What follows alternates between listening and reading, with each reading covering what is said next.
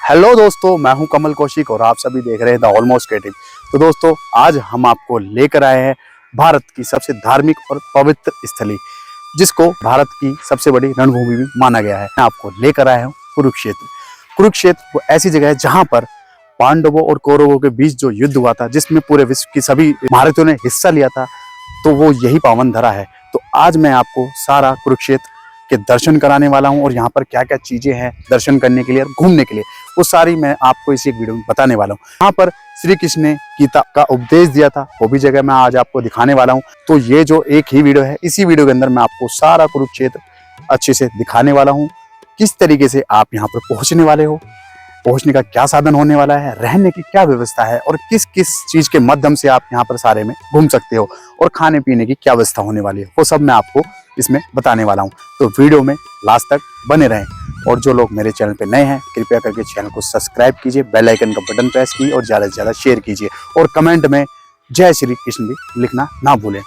और दोस्तों, साथ में आप मेरे इंस्टाग्राम चैनल पे भी मुझे फॉलो कर सकते हैं। तो आइए हम आपको घुमाते हैं पूरा कुरुक्षेत्र।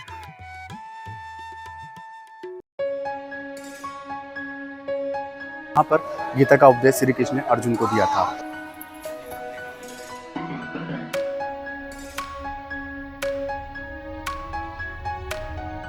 ये लगभग 10 से 11,000 साल पुराना शिवलिंग जो बना हुआ है।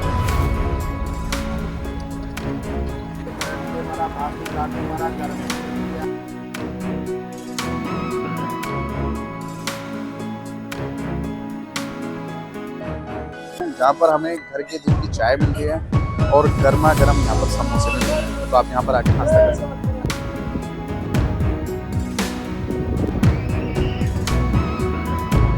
तो दोस्तों, बात करते हैं कुरुक्षेत्र कैसे पहुंचा जाता है। यहाँ पर पहुंचने के बहुत सारी सुविधा हैं। आप अपने खुद के वाहन से भी यहाँ आराम से पहुंच सकते हैं। यहाँ पर पहुंचने की जो लोकेशन है मैं आपको डिस्क्रिप्शन में शेयर कर दूंगा। बाकी आप बस के माध्यम से यहाँ पर आसानी से पहुंच सकते हैं। कुरुक्षेत्र का अपना खुद का एक बस स्टॉप है, जो कि यहाँ से 300 से 400 मीटर की दूरी पर स्थित है। वहाँ से आप ब्रह्म सरोवर आराम से आ सकते हैं, पैदल आपकी मर्जी, या फिर ई रिक्शा से 10 रुपये। साथ में अगर आप ट्रेन से आने का प्लान कर रहे हो तो कुरुक्षेत्र का अपना खुद का रेलवे स्टेशन भी है, जो कि यहाँ से 5 किलोमीटर की दूरी पर स्थित है। तो वहाँ से आप ई रिक्शा कर सकते हैं और 20 रुपये उसका रेंट होता है। तो यात्रा जो हमारी सबसे पहले स्टार्ट होती है ब्रह्म सरोवर में स्नान करने से होती है। उसके बाद में जितने भी स्थल है, अगर आपको वो घूमने हैं तो उसके लिए मैं सबसे बेटर ऑप्शन आपको यही बताऊंगा कि यहाँ पर आएँ, ई रिक्शा आप रेंट पर कर लें। वो आपको पूरे 6 से 7 जितने भी पॉइंट है कुरुक्षेत्र में घूमने के सब घुमा देगा और साथ में आपको गाइड भी करेगा। बाकी अगर अपने व्हीकल से आ रहे हैं आप, तो उसके लिए आपको ये पार्किंग जो दिख रही है, यहाँ पर पार्किंग आराम से लगा सकते हो, जिसका शुल्क लगभग 50 रुपये के आसपास पूरे दिन का होने वाला है। यहाँ पर ठहरने के लिए आपको सस्ते दामों में धर्मशाला लगभग 300 से 500 रुपये और होटल आपको 500 से लेके 800 रुपये तक में मिल जाएंगे। सबसे पहले समझते हैं ब्रह्म सरोवर के इतिहास को। यह जगह क्यों फेमस है और क्यों यहाँ देश के दक्षिण राज्यों केरल, तमिलनाडु, आंध्र प्रदेश और कर्नाटका तक से श्रद्धालु आते हैं। जिन लोगों की धर्म में अटूट आस्था है, वो साल भर यहाँ बड़े श्रद्धा भाव से आते हैं। दरअसल ब्रह्म सरोवर का संबंध सृष्टिकर्ता ब्रह्मा से माना गया है। भगवान विष्णु के अवतार परशुराम का इस सरोवर से विशेष संबंध रहा है। पौराणिक अध्ययनों के अनुसार इस सरोवर की सर्वप्रथम खुदाई राजा कुरु ने कराई थी।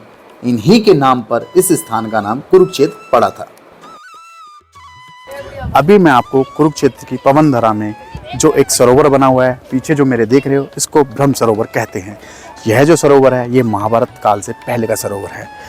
इस सरोवर की मान्यता इतनी है कि जब सूर्य ग्रहण का समय होता है तो यहाँ पर भारतवर्ष से लाखों लोग यहाँ पर आकर स्नान करते हैं और अपने जो पाप होते हैं उनको मुक्त करते हैं।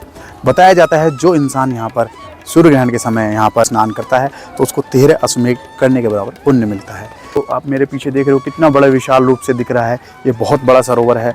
इसी के जस्ट पीछे की तरफ में इतना ही बड़ा सरोवर बना हुआ है। और मैं अभी आपको यहाँ पर एक मंदिर, जो शिव जी का मंदिर है, उसके मैं आपको दर्शन कराने वाला हूँ। वो मंदिर जो है वो प्राचीन काल से बना हुआ है। शिव जी की पूजा करी थी ब्रह्मा जी ने, तो उसको पहले से प्राचीन से छोटा बनाया गया था, लेकिन उसका जीर्णोद्धार करके उसको अच्छे से बना दिया गया है। तो मैं उसके भी आपको दर्शन कराने वाला हूँ। अभी मैं खड़ा हूँ ब्रह्म सरोवर के बीचों बीच में। जो आप मेरे पीछे देख रहे हो ये है भगवान भोलेनाथ का मंदिर, जिसको हम सर्वेश्वर के नाम से जानते हैं। कहा जाता है ब्रह्मा जी ने यहाँ पर शिव जी की आराधना की थी, जिसके उपरांत यहाँ पर ये शिव जी का जो शिवलिंग था ये प्रकट हुआ और उसी के बाद से यहाँ पर इस मंदिर की बहुत ही मान्यता मानी गई है। कहा गया है कि सृष्टि की जो उत्पत्ति हुई थी यहीं पर हुई थी, जब ब्रह्मा जी ने शिव जी की पूजा आराधना करी थी। सूर्य ग्रहण के समय लाखों लोग यहाँ पर आते हैं, इसमें सरोवर में जो तीर्थ में स्नान कर कर यहाँ पर शिव जी पर जलाभिषेक करते हैं और अपनी मनोकामना पूर्ण करती है। तो इसको सर्व मनोकामना पूर्ण शिवलिंग भी कहा गया है।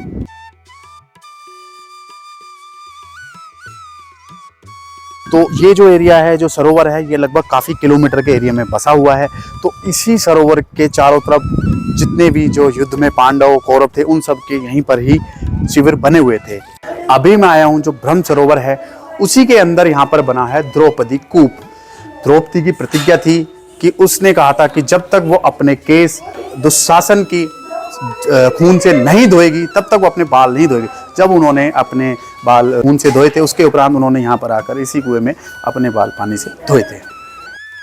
अभी आप लोग मेरे पीछे जो देख रहे हो काफ़ी विशाल यहाँ पर श्री कृष्ण जी की, अर्जुन की और रथ की जो सबसे दिव्य जो रथ था उसकी मूर्ति बनाई गई है। माना जाता है कि ये जो मूर्ति है लगभग 10 साल पुरानी है और इसका वजन 350 टन के आसपास है।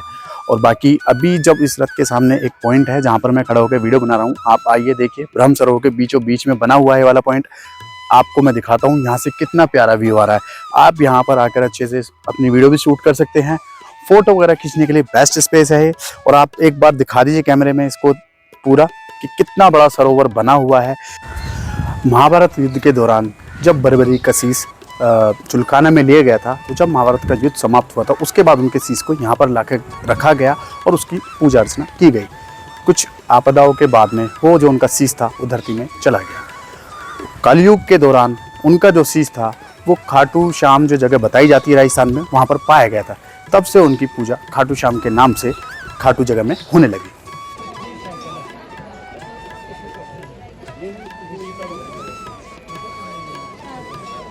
तो अभी मैं आपको लेकर आया हूँ ज्योतिसर में, उस जगह पर जहाँ पर गीता का उपदेश श्री कृष्ण ने अर्जुन को दिया था। इस जगह को गीता की जननी भी कहा जाता है। तो अभी जो मेरे पीछे जो बरगद का पेड़ देख रहे हो ये वही पुराना बरगद का पेड़ है जो कि 5,500 साल पुराना है। इसकी जड़ वगैरह सारी सब चीज़ नष्ट हो गई थी, लेकिन ये स्वयं अपने आप ही ये फिर से देखो जमीन में कितनी सारी जड़ें इसकी आ रखी है। तो जब महाभारत का युद्ध होने वाला था तो अर्जुन जो अपने भाई जो कौरव थे उनसे लड़ने के लिए उसने मना कर दिया था कि मैं इनसे नहीं लड़ सकता क्योंकि ये मेरे भाई हैं। तब श्री कृष्ण ने अर्जुन को गीता का उपदेश दिया, समय का पहिया रोक दिया और उसको सारा सब चीज़ समझाया कि ये संसार मोह माया कुछ भी नहीं है। ये संसार जो मोह माया ये कुछ भी नहीं है। अर्जुन तेरा कुछ नहीं आया ना तेरा कुछ जाएगा। जिस चीज़ के लिए आप आए हो कर्म करने के लिए उस कर्म को पूरा करो और आगे बढ़ो। तब अर्जुन ने इसी बरगद के नीचे वो चीज़ शिक्षा उनसे ली। पीछे मैं आपको लेकर आया हूँ जहाँ पर श्री कृष्ण जी की चरण पादुका बनी हुई है। तो आप अगर यहाँ पर आते हैं तो इसके भी दर्शन कर सकते हैं। और इसका जो साक्षी देने के लिए यहाँ पर प्रमाण साबित करने के लिए यहाँ पर आदि शंकराचार्य भी आए थे। तो उनका यहाँ पर बरान में मंदिर भी बना हुआ है, वो भी मैं अभी आपको दिखाता हूँ।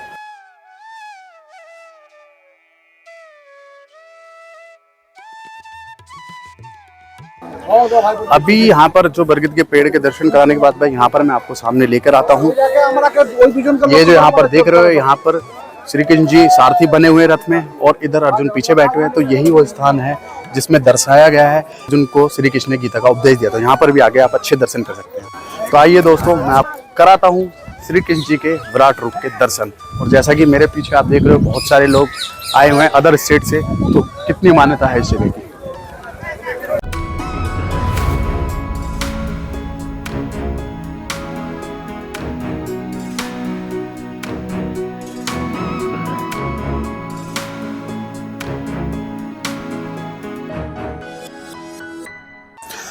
तो अभी मैं आपको यहाँ पर जो ज्योतिसर में लेकर आया हूँ एक ऐसी जगह जहाँ पर आप मेरे पीछे देख रहे हो श्री कृष्ण जी के विराट रूप के दर्शन।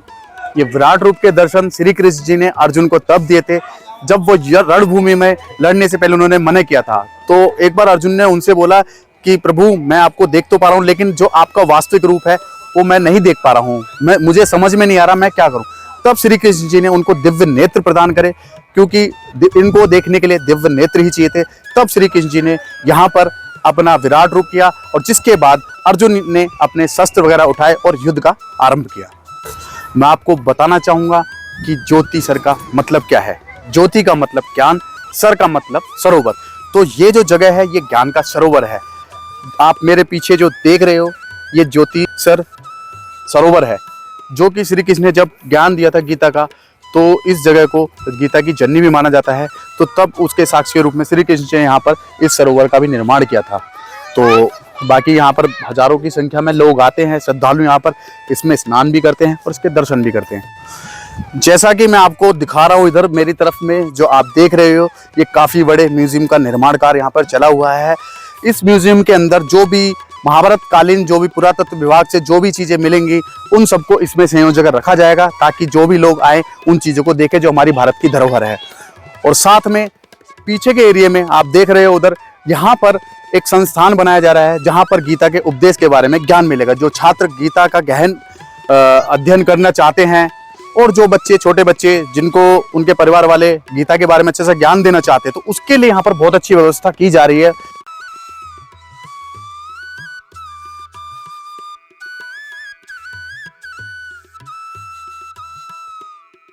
हम हैं ज्योतिसर में, सुबह का टाइम है, 8:30 बज रहे हैं। तो सोचा था नाश्ता करना है, तो अभी हम यहाँ पर एक चौक पे रुके हुए हैं जहाँ पर हमें घर के दूध की चाय मिल रही है और गर्मा गर्म यहाँ पर समोसे भी मिल रहे हैं। तो आप यहाँ पर आके नाश्ता कर सकते हैं। अभी आप लोग आ गए हैं नरकातारी, जो कि आप मेरे पीछे देख रहे हो। ये युद्ध भूमि का वही पार्ट है जहाँ पर भीष्म पितामह को अर्जुन ने बाणों की सैया पर लुटाया था। भीष्म पितामह यहाँ पर बाणों की सैया पर 56 दिन तक सैया पर ही रहे थे। अभी मैं खड़ा हूं उस भूमि पर जहां पर भीष्म पितामह को अर्जुन ने सैया पर लिटाया था। तो आप मेरे पीछे देख रहे हो बाणों की सैया पर लेटे हुए भीष्म पितामह और साथ में अर्जुन खड़े हैं तीर कमान लिए हुए। जब भीष्म पितामह 56 दिन तक सैया पर लोटे हुए थे तो उनको प्यास लगी। तब उन्होंने अपने प्रिय अर्जुन को बोला, हे अर्जुन, मुझे प्यास लगी है, मेरी प्यास बुझाने की व्यवस्था कीजिए। तब अर्जुन ने एक बाण निकाला जिसका नाम था पजन्यास। तब अर्जुन ने पजन्यास शस्त्र मारा इसी जमीन में और यहाँ से बाण गंगा निकली, जिससे भीष्म पितामह ने अपनी प्यास बुझाई। और इस कुंड का नाम जो है वो भीष्म कुंड रख दिया गया। बहुत सारे श्रद्धालु आते हैं यहाँ पर, स्नान करते हैं। और आप जो मेरे पीछे जो देख रहे हो ये मंदिर बना हुआ है भीष्म पितामह का। यहाँ पर स्नान करने के बाद वो अच्छे से दर्शन करते हैं। माना जाता है गौदान को सबसे ज्यादा मुख्य माना गया है यहाँ पर। बहुत से लोग दूर से आते हैं और मनोकामना होती है उनकी, तो वो गौदान यहाँ पर करते हैं। कहा जाता है भीष्म पितामह 56 दिन तक बाणों की सैया पर लेटे रहे थे, क्योंकि उनको इच्छा मृत्यु का वरदान प्राप्त था। और भीष्म पितामह चाहते थे कि जो हस्तिनापुर का जो शासन है वो सुरक्षित हाथों में चला जाए। जब वो शासन पांडवों को सुरक्षित मिल गया तब भीष्म पितामह ने अपने प्राण त्यागे थे। इस जगह को नरकातारी के नाम से भी जाना जाता है, क्योंकि यहाँ पर वो 56 दिन तक नरक में रहे थे। और जब उन्होंने अपनी यहाँ पर प्राण त्यागे थे तो यहाँ से कहा जाता है कि इस जगह को नरक के तारने वाली जगह कहते हैं, इसलिए इसका नाम नरकातारी रखा गया।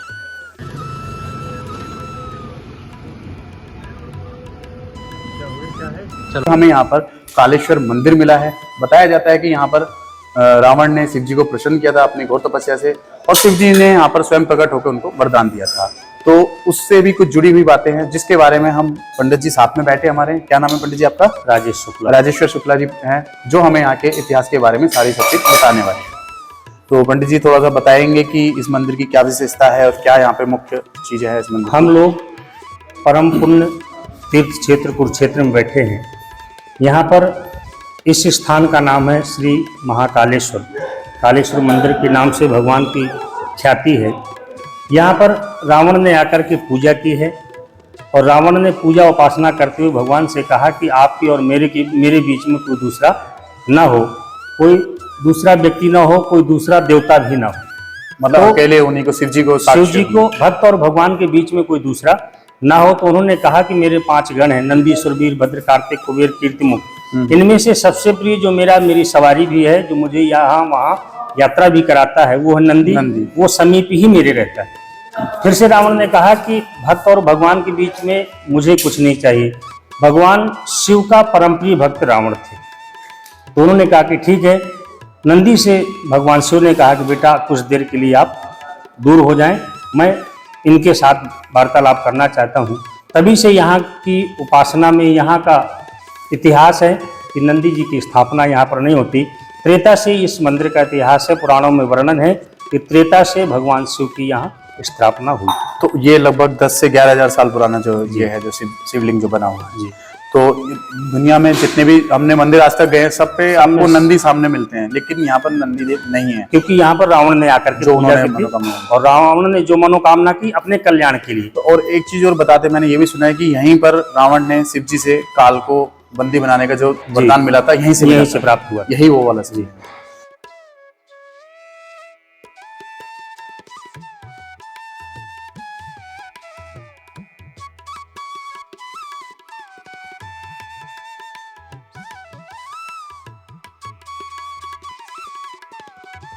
तो दोस्तों, जब रावण ने यहाँ पर शिव जी को प्रसन्न करके वरदान मांगा था, काल को वश में किया था, तो रावण ने सोचा कि इस शिवलिंग को मैं श्रीलंका लेके जाऊं। तो उसने काफी चेष्टा करी इस शिवलिंग को यहाँ से उठा के ले जाने के लिए। तो आप जब अंदर जाओगे मंदिर में तो देखना थोड़ा गौर से, मंदिर के उस पे जो बना हुआ है शिवलिंग, उस पे काफी निशान बने हुए, जैसे उसको कोशिश करी गई यहाँ से उखाड़ने, बट लेकिन रावण उसको ले जाने में असमर्थ रहा।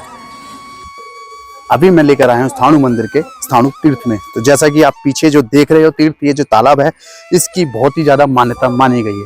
बताया जाता है कि इंडिया के अंदर जितने भी तीर्थ बने हुए हैं, दिन में 12 बजे के बाद सारे तीर्थ इसमें आके मिल जाते हैं। तो 12 बजे के बाद में जब भी कोई यहाँ पर आकर स्नान करता है तो उसको बहुत ज्यादा फल मिलता है, पूजा अर्चना जो है जिसका पूरा फल यहाँ मिलता है। सामने आप देख रहे हैं पीछे शिव जी भी बने हुए हैं। तो अभी हम यहाँ पर आए हैं, हम थोड़ा सा यहाँ पर आके तीर्थ में अपने आप को थोड़ा सा चीट मार के पवित्र करते हैं। तो आप अगर यहाँ पर आते हैं तो 12 बजे के बाद आकर यहाँ पर स्नान जरूर करें, जिससे आपको बहुत अच्छा फल मिलने वाला है। अभी मैं खड़ा हूँ स्थानेश्वर महादेव मंदिर के प्रांगण में। जब महाभारत का युद्ध प्रारंभ हुआ था तो उससे पहले श्री कृष्ण 5 पांडवों को यहाँ पर ले गए थे। उन्होंने शिव जी का जलाभिषेक भी करा था और यहाँ पर पूजा अर्चना की थी, ताकि उनको यहाँ पर विजय का वरदान प्राप्त हो। तो अभी यहाँ पर जब आप आएंगे तो यहाँ पर आके दर्शन आपको अच्छे से हो जाएंगे। मैं आपको अंदर जाके इनके दर्शन भी कराने वाला हूँ और साथ में यहाँ पर आप जलाभिषेक भी करा सकते हैं।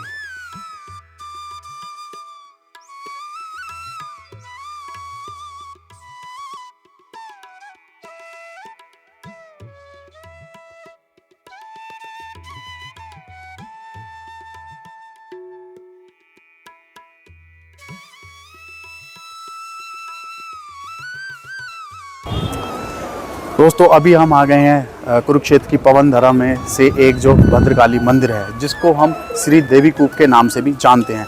तो ये जो 52 शक्तिपीठ है हमारे पूरे विश्व में, उनमें से एक है। तो यहाँ पर बताया जाता है जब माता सती के शरीर का विभाजन हुआ था तो उनका जो दाएं पांव का टखना था वो इसी जगह पर आकर गिर गया था।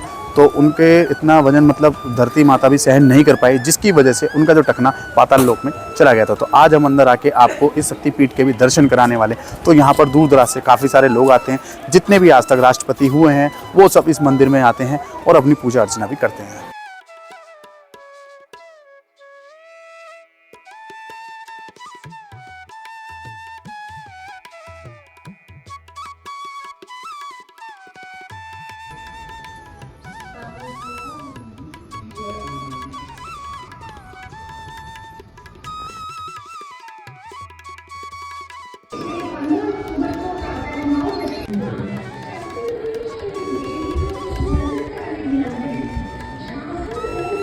अभी मैं लेकर आया आपको कुरुक्षेत्र में जो माँ भद्रकाली का जो शक्तिपीठ बना हुआ है।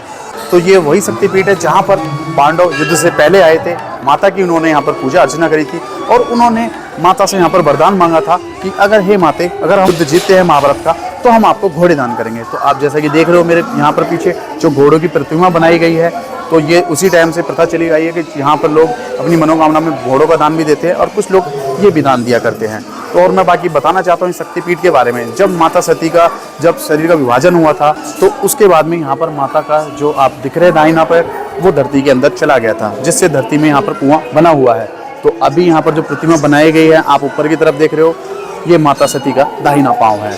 और इस मंदिर की एक यह भी विशेषता है कि जब श्री कृष्ण और बलराम बचपन में छोटे थे तो उनका मुंडन भी इसी मंदिर में कराया गया था।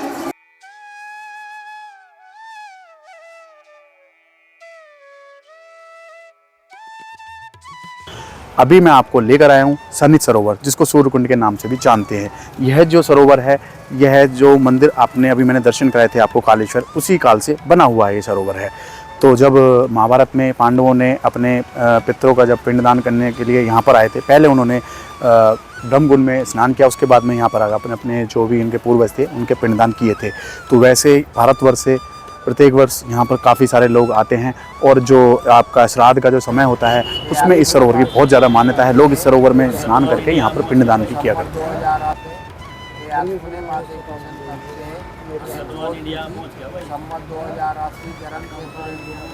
अभी मैं आपको लेकर आया हूं अभिमन्युपुर में, जो कि ब्रह्म सरोवर से लगभग 9 किलोमीटर की दूरी पर है। यह वही जगह है जहां पर कौरवों के द्वारा चक्रव्यूह की संरचना की गई थी। ये युद्ध के 13वें दिन की गई थी, जब अर्जुन को कुछ योद्धाओं के पीछे लड़ने के लिए दूर भेज दिया गया था। तो उस दिन उन्होंने चक्रव्यूह की संरचना करी। तो चक्रव्यूह के अंदर प्रवेश करना वीर अभिमन्यु, जो मेरे पीछे आप देख रहे हो, जो सबसे कम उम्र के पराक्रमी योद्धा थे, चक्रव्यूह के अंदर प्रवेश करना उनको आता था। तो उन्होंने 5 पांडवों में से 4 जो थे पांडव, उन्होंने उसको सपोर्ट दिया पीछे से और वो चक्रव्यूह के अंदर घुस गए। तो उनका इतना पराक्रम था कि उन्होंने बड़े बड़े योद्धाओं को मात दे दी थी, परंतु वो अकेले थे। सारे कौरवों ने उनको घेर लिया था, जिसकी वजह से उनका रथ टूट गया था। तो उनके अंदर इतना पराक्रम था, जो इस चित्र के माध्यम से आप देख रहे हो, उन्होंने अपने रथ का पहिया हाथ में लेकर उसको शस्त्र बना लिया था और उन सब पराक्रमी योद्धाओं को परेशान कर दिया था। परंतु एक इंसान कब तक अकेला सबसे लड़ सकता है? युद्ध का अंत होना जरूरी था। कर्ण ने धोखे से अभिमन्यु के ऊपर प्राणों से बाढ़ कर दिया, इसकी वजह से वो वीर गति को प्राप्त हुए। तो ये जो गांव है, ये अभिमन्यु के पराक्रम और उनके बलिदान का प्रतीक है। इस गांव का नाम अभिमन्युपुर पड़ा हुआ है। तो अगर यहाँ पर आप आते हो कुरुक्षेत्र में, तो यहाँ पर भी आएं, और वो जगह भी आपको यहाँ पर देखने को दर्शाई गई है। ये जो पूरा चक्रव्यूह यहाँ पर बनाया गया है अच्छे तरीके से।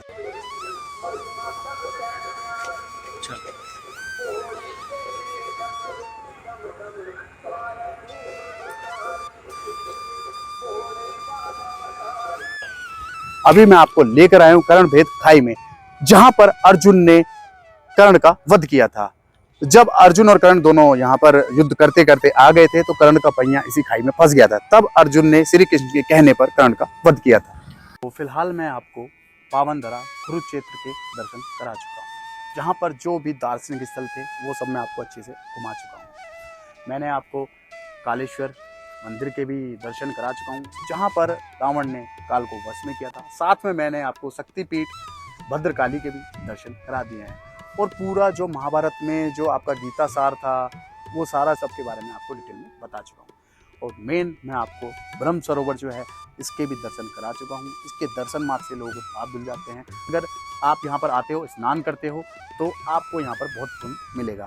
वीडियो में लास्ट तक बने रहने के लिए बहुत बहुत धन्यवाद। अगर आपको वीडियो पसंद आई हो तो वीडियो को लाइक करें, ज़्यादा से ज़्यादा कमेंट में जय श्री कृष्णा लिखें, और अपने फ्रेंड दोस्तों के साथ ज़्यादा से ज़्यादा शेयर करें, ताकि उनको यहाँ के बारे में जानकारी मिल सके और यहाँ पर आकर वो पुण्य के भागी बने। तो दोस्तों, अभी फ़िलहाल मैं आप सब लोग से विदा लेना चाहता हूँ। तो दोस्तों, आप अपना सपोर्ट इसी तरीके से बनाए रखें, तो बहुत ही जल्दी हम आपको मिलते हैं इसी तरीके की वीडियो के साथ में। तो तब तक के लिए धन्यवाद।